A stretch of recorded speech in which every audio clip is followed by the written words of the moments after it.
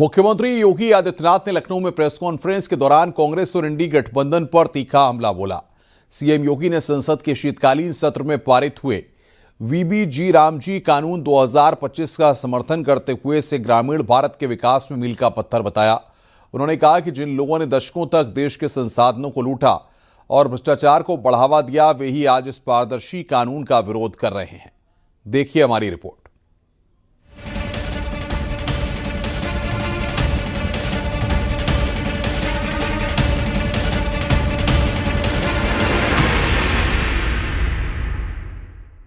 UP में योगी सरकार ने श्रमिकों के हित में जी रामजी योजना के तहत एक नई और पारदर्शी भुगतान व्यवस्था लागू करने की तैयारी की है।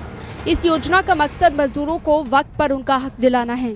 सीएम योगी ने प्रेस कॉन्फ्रेंस कर खुद इसकी जानकारी दी। सीएम योगी ने कहा कि एसपी के शासनकाल में सोनभद्र में मनरेगा में घोटाला हुआ था। ये भी उनके समय में लगातार होता रहा। 6 महीने में अनिवार्य सोशल ऑडिट, डिजिटल समयबद्ध शिकायत निवारण और कैग के मानक के अनुरूप ऑडिट की व्यवस्था भी इसके जरिए रहेगी। आपने देखा होगा, इससे पहले समाजवादी पार्टी के समय में सोनभद्र में मनरेगा का भयंकर घोटाला हुआ था। सीबीआई की इंक्वायरी उस समय उसकी चल रही है। यह भी उनके समय में लगातार होता रहा है। 6 माह में अनिवार्य सोशल ऑडिट, डिजिटल और समयबद्ध बहुस्तरीय शिकायत निवारण, जिला लोकपाल की व्यवस्था और कैग के मानकों के अनुरूप ऑडिट की व्यवस्था भी इसके माध्यम से रहेगी। सीएम योगी आदित्यनाथ ने विपक्ष पर निशाना साधा कि वही लोग नए जी रामजी कानून से परेशान हैं, जो पहले सिर्फ गड्ढा खुदवाते थे और फिर उसे भरवाते थे। खोदने और भरने वाली कामों पर विराम होने से स्वाभाविक रूप से जिनके हित प्रभावित हो रहे हैं वो चिल्ला रहे हैं, क्योंकि गड्ढा खोदते थे फिर उसको पाटते थे। वहीं डिप्टी सीएम केशव प्रसाद मौर्य ने कहा कि मनरेगा से भ्रष्टाचार रुकेगा, इसके लिए ही जी रामजी कानून बनाया गया है। विपक्ष पर कहा कि अखिलेश यादव का स्वास्थ्य ठीक नहीं चल रहा, उन्हें इलाज की जरूरत है। बात है कि मनरेगा के माध्यम से कांग्रेस ने भ्रष्टाचार का जो एक जहर बोया था, उस भ्रष्टाचार मुक्त भारत बनाने के लिए यह बहुत बड़ा कदम है।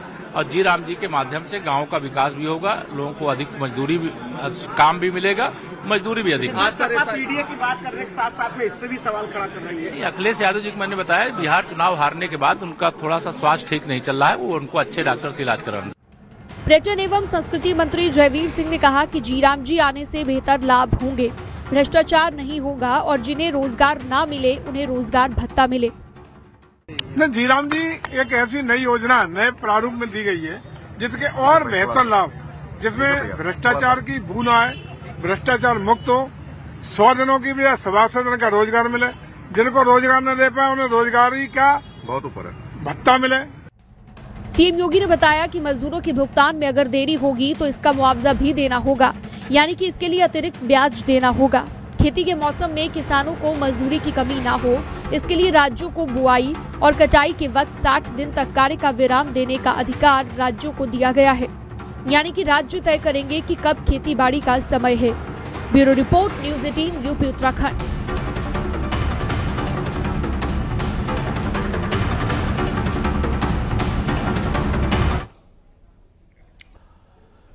यूपी सरकार के मंत्री जेपीएस राठौर ने जी रामजी बिल को लेकर कांग्रेस पर कटाक्ष किया है। वहीं यूपी सरकार के मंत्री धर्मपाल ने जी रामजी बिल को लेकर विपक्ष पर करारा प्रहार किया। कांग्रेस के पूर्व यूपी अध्यक्ष अजय कुमार लल्लू ने जी रामजी को सरकार का तुगलकी फरमान बताया।